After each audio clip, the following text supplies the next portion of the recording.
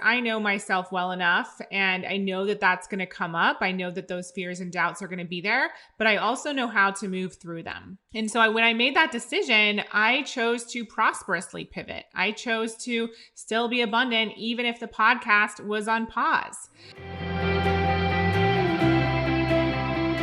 I'm Emily Williams, the founder of I Heart My Life and your I Heart My Life show host. I always say I'm just a girl from Ohio with really big dreams. And now I work from home running a dream business that helps you achieve your goals and create more joy in your life. This podcast is all about all the topics that really matter to you. And it's about giving you everything you need in one place: mindset, relationships, wellness, lifestyle, money, business, and career. We have it all. This is your one-stop shop for all things personal development meets lifestyle. So pull up a seat, get out a pen and paper, and get ready to learn. It's time to create a life that's better than your dreams with the I Heart My Life show.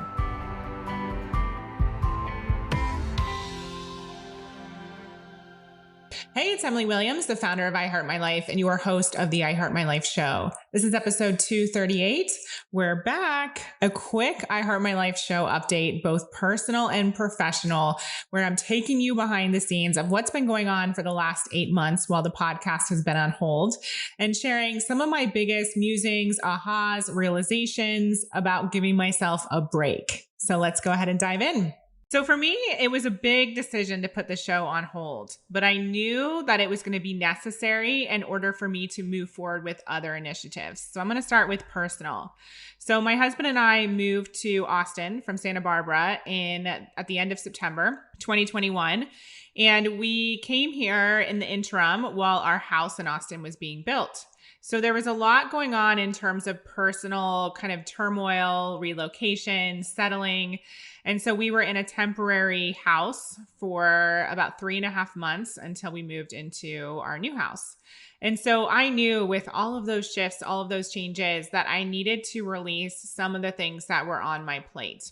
I also knew that after basically relaunching 2 brands over the summer of 2021, I needed to really just have the space to give what I wanted to give to the Emily Williams coaching and consulting brand, in particular, the new mastermind that I had just launched, as well as just devote myself to some of the more revenue generating activities within that company. And I share that because I think so often as multi-passionate entrepreneurs, we don't actually want to take a break, and we have a million things on our plate. We have idea after idea after idea, but we're never actually focused on, what are the revenue generating things? What are the things that are priority? Can I actually do all of this? Or is it time to let something go, either completely or just pause it for a bit? And so I was really in that place. I felt very overwhelmed in the sense that the personal life was changing, as well as so many things in my business had just changed. And so I knew something had to give.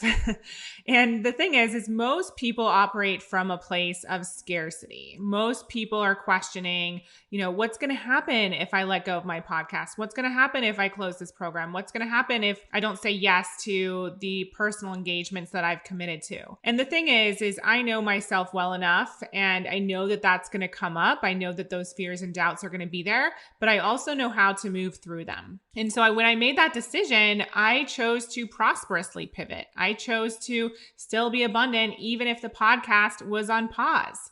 And so you get to make a decision that it's not going to change anything for you to make that decision.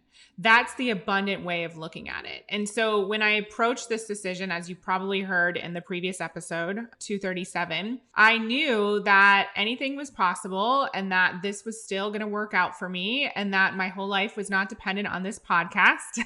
And although I absolutely love doing it, it's one of my most favorite things, I knew that it was time to give myself a break. So maybe you're in that space right now where you're questioning whether it's time to put something on the shelf, either completely or temporarily. Just really give yourself a permission to explore what that would look like. What would that mean for your current business or career? What would that mean for your relationships? What would it mean for you personally? What would you be able to fill the time and space with if that thing was no longer on your calendar? And just give yourself permission to go there. And when I did that, I realized that there was such a sense of relief to just putting this on pause. And I also knew it was not going to be detrimental to everything that I'd built, right? Obviously, that's a consideration when you're making a big decision. I think relief is one of those emotions that is very underutilized. It's not paid attention to enough, but it can give us so much clarity. And so for me, I knew I was making the right decision when I felt relief about taking a break from the show. Again, that doesn't mean that I don't love it. I'm so in love with it, and I was so excited to get back to doing it. But I knew that for the greater good of my personal life and my professional life, this was actually the right decision. And it felt very relieving to make this decision. So what's been happening? As I mentioned, we moved to Austin, Texas. It's been an amazing experience so far. The really cool thing about Austin is that we had an immediate network when we first got here. I'm not even kidding you. We probably know 50 people here, all in the online space who are entrepreneurs doing big things. And so having that sort of network to plug into immediately has been amazing.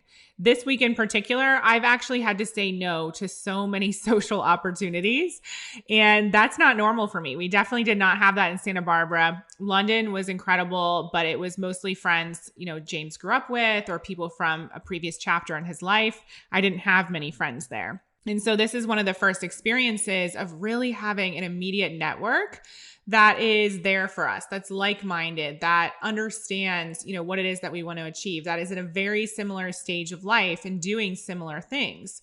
And so it's been such a blessing to have this community here to support us, to help us go to the next level, to help us fit in, to help us get settled. And that's been so incredible. It was definitely a little bit tricky living in a house that was temporary. Half of our stuff was still in boxes. We were making final decisions on our house. We were waiting for that to get done. It was actually supposed to be completed right around New Year's, but we had about a 3-week delay because of different materials not being ready. The windows, there was a bit of a delay on the windows and the garage door and the bathtub and things you don't often think about. But we actually closed on the house on January 24th, which is a really amazing date. And I'll tell you why. So when we first came to Austin back in, it was around February 2021, we had literally just discovered it a few weeks prior. So I have a text message conversation with one of my good friends, Neetha, who's actually been on the show before, talking all about Austin. And it was on January 24th, 2021. And so that day in particular, she was telling me she'd just moved to Austin from LA. She was describing her experience, her new house, talking about the house prices. And that was my first sort of inkling that there was something there for us. And so that day I got on Zillow, I started to look at properties, I reached out to a realtor, all the things. And it turned out, we bought tickets for a few weeks later, came to Austin, and within 72 hours, we had purchased land in a beautiful area of Austin. And you can hear that episode as well. It's on the podcast, all about us purchasing our first home. And so it was a really significant date to literally, be signing a contract, getting a mortgage, all the things, closing on this house on January 24th, 2022. And so we moved in 3 days later. I had been in the background arranging furniture, picking things out, getting everything sorted. And so actually the day that we moved in, we had a ton of furniture delivered from RH, which was always my dream. And we started to get settled. And truly, the next month or 6 weeks or so were pretty crazy. And I found myself just wanting to do stuff around the house. I had little to no drive for doing things in the business, which is definitely not like me. And I really had to shift into, what is this about? Is it that I've lost my motivation, or is it that this is just, something that's personal, that's important to me? And so James and me are very similar in that we can't really feel settled until things are actually settled and we have everything set in the house. And of course, it's an ongoing project, but we got a ton done in the span of a month or so. And so it feels really good. It feels really grounding. And I think the interesting thing about owning a home, or at least for me, is that it actually feels more freeing. And so you would think, that's not really, doesn't make any sense, right? If I have an apartment or something that's temporary that I'm renting, that actually feels more free because I'm not committed to it. But I found that this feels really grounding. And in that makes me feel free. So I feel grounded and I feel free to do other things to, because of this level of stability and this investment that we've made, I feel like that gives me a sense of freedom to go and do other things, things, to make other investments, to expand the business, to do lots of the stuff that I've been waiting to do. And so again, it's really interesting when you tap into yourself and you see what is really important. And the thing is that changes from year to year. It changes from moment to moment. And so it's important to always be recalibrating and ask yourself, what are my desires today? What would feel really good? What would feel like relief to me? What am I being called to do? What am I being called not to do? And so for us, with that personal transformation and all the things happening behind the scenes with the house, I just needed a bit of space. And so I took it. And the other piece of this that I wanted to mention is just knowing that you've created a life that allows you to make decisions like this. I know so many of you listening, maybe you don't feel like you have flexibility. Maybe you feel like you don't have freedom, whether it's in your personal or professional life. And I wanted to share this because I want you to understand that you always have a choice. And maybe it's a choice to pivot. Maybe it's a choice to start something new, like a business or a career that does provide more freedom. But really pay attention to what would make you feel free. And for most people, we stop ourselves from even exploring that because we don't think that it's possible, but it definitely is possible for you. So the house is a big thing that happened over the last few months since I've spoken to all of our incredible listeners on the I Heart My Life show. The other thing is we launched a brand new mastermind within the Emily Williams brand. So we were hosting workshops last fall and we filled our incredible spots for the mastermind. So that's been happening. And we had our first retreat in Austin. And in just a few weeks, we're going to be headed to Bora Bora for the next retreat. So that's kicked off. That's taken a lot of my time and attention, which has been super fun. And then other than that, we've been getting systems and processes set up on the back end of our company. I won't bore you with all of that. I'm sure at some point we'll have a guest expert or someone on for the audience members who are interested in that sort of thing. But it's something that I hadn't really taken the time to do. In the first few years of my business, I hadn't done it at all. And so in the last few years, we've really just been dialing in on what makes the company run, what systems and processes do we want to have documented, what's going to make things run smoothly and make it so that we're not reinventing the wheel all the time. So that was a big initiative, cleaning up Dropbox, cleaning up Google Drive. That's all been happening behind the scenes. And then we've been getting into a rhythm with blog posts and emails and all the stuff. And so I intentionally knew that the last 8 months or so, we're going to be focused on my coaching and consulting side of things within the Emily Williams brand. And so putting this podcast on hold meant that it gave me a bit more space to do that. I also put I Heart My Life social media on hold. I put a lot of I Heart My Life stuff on hold. And it's been really interesting for me to almost wrestle with that because to be honest, that did not feel good because I Heart My Life it's my passion. It's the thing that I've been born to do. And so now that we're getting back into it and we're going to be launching our new membership and we have so many exciting things planned, I feel like I could cry because this is my mission. And yet sometimes, we can't move full speed ahead with things or we have to wait a little bit. And for me, waiting is not easy. I would not call myself a patient person, but I've learned that it's okay to have initiatives and goals that are slotted in for a year from now or 2 months from now. Maybe even 10 years from now. That's really okay. And I realized that with my personality type, I just need to know that they are slotted in. I need to know that they're not like out there in the ether, never going to happen. So that's been really important to me. And now I'm just thrilled to be back doing this podcast and moving forward with some of the other things that we have planned for our incredible I Heart My Life community. The other piece I wanted to share is that I've been doing a lot of personal work behind the scenes. So I made the conscious choice to hire a therapist for this year, as well as a nutritionist. And James and I also have a couples therapist. So I've been doing a lot of work on myself personally. I've been working on rewiring my brain, working on eating habits, working on some of the material around the wounded daughter and stepping into the whole woman. Again, this is another topic I'm sure we'll cover at some point on the show. And that's been super powerful and it's been super difficult.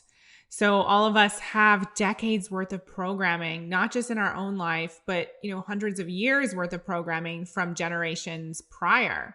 And so this is not an easy thing. It's not like flipping the switch, as we like to say on the I Heart My Life show. This is hard work. It's painful work. It takes recommitting every single day. It takes holding yourself accountable. And so I've been doing all of that in the background. And I feel like now it's been at least, with my therapist, it's been 5 months, nutritionist 4 months, and so on and so forth. And so I have so much more information, so much more knowledge, so much that I've moved through that I can now bring to this show. And although I'm doing this ultimately for myself and my own happiness and joy, I always love to bring my wisdom and what I've learned and things I've moved through to all of the listeners here on the show.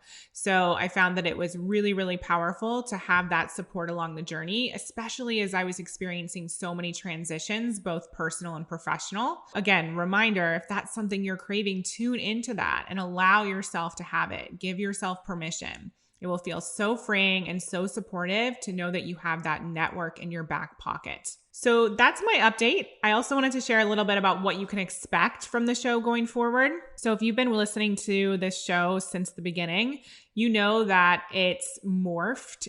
There's been ebbs and flows. We've had different structures. We talked about different things. But the thing that's remained the same is that I'm passionate about helping women create a life that's better than their dreams. That's why that's always my question at the end of every single guest episode. And so we're going to do just that.